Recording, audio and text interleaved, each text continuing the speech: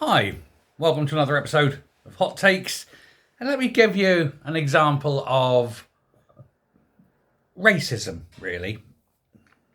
If I said that we need to put a lot of taxpayer money, effort, and really concentrate all our, resources on one group, and that group was exclusively white people, there would be an absolute outcry. And yet, that's exactly what's got to happen. We've got to put the money into the white community, in particular, white working class boys. And the reason is, of the 3,400 secondary schools in this country, all of them, apart from 21 schools, have the lowest attainment of all the pupils in white working class boys. Why is that? Is it years of reverse racism? Is it years of going, oh, look how racist we're not. We're concentrating on black and ethnic minority groups and just not putting the effort into the white, working class white boys because, white privilege. Is that what it is? I'm asking. I'm not saying that's what it is. I'm asking, is that what it is? Is it this assumption of white privilege, which is now being seen as an absolute myth? White privilege does not exist for these young white boys. It's bullshit. It's reverse racism, and it is damaging to an entire generation of children. White working class children are falling behind their peers all across the country. And this is not me saying it. This is official government data. This actually comes out of the Ministry of Education. Only a tiny fraction of schools are doing, where boys are doing quite well, or at least not doing well, but just not in the bottom percentile. And where that mainly happens is in places like Leicester, where you're getting schools with 100%, or near as damn it, Asian population. They're the ones where white boys aren't at the bottom. And the reason is, there ain't no white boys there. Now, Bridget Phillipson, she's warned that white working class children were being betrayed, and yet her government hasn't done anything about it. And it was her government many years ago under Blair that actually instigated all of the policies that has actually led to this. Now, Reform said that they will be looking very strongly at education, and now Labour are jumping on it. It seems to be every time something comes up and Reform have a policy on it, Labour think, we must have a policy exactly like Reform's. And so they are actually copying, or looking to copy at least, Reform's policy, which is aimed at always looking to see who's at the bottom and lifting them up. Not dragging the top down, but lifting the bottom up. A rising tide lifts all boats. But in terms of attendance, achievement, academic outcome, post-school outcome, further education, white working class boys, bottom of the heap. And that seemed to be acceptable. It's deemed by government after government after government for many years, since at least 28 years now, since Blair first walked into Downing Street.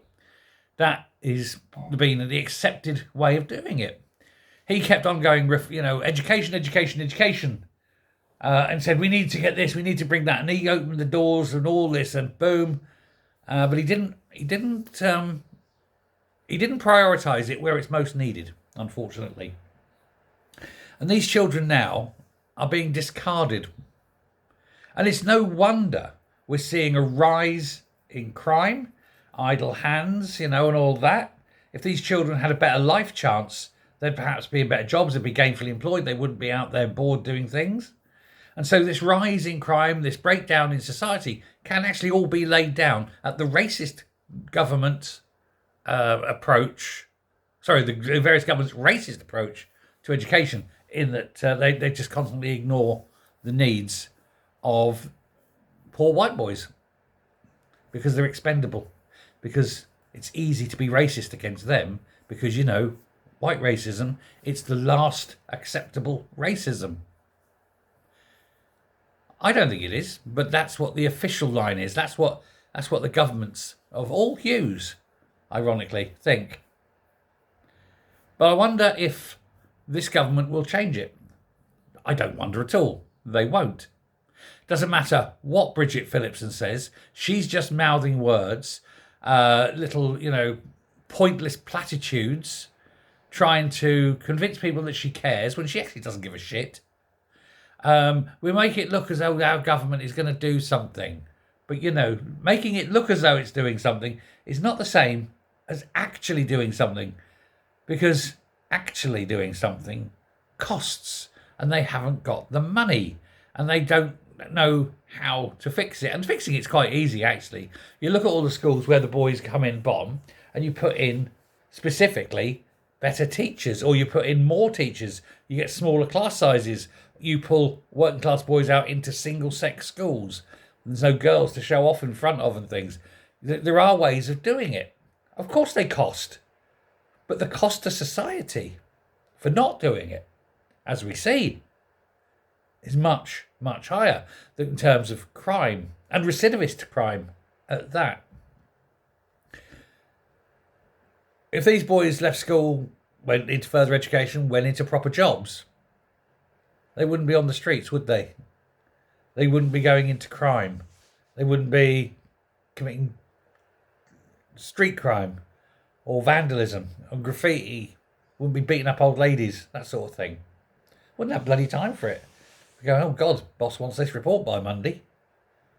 But it all stems from that. It all stems from government after government not recognising the problem, or at very least recognising the problem but not wishing to sort it out. Because if they go in and they say, right, we're going to throw resources explicitly at white kids, can you imagine the uproar? Can you imagine Diane Abbott on her feet? Although the irony there is Diane Abbott put her child through private education, he still ended up in jail for drug dealing. Well,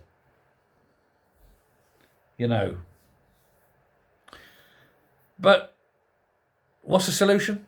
Simple. Money. Just find some and spend it. Perhaps not wanking it all on African farmers. That'd be a start, wouldn't it?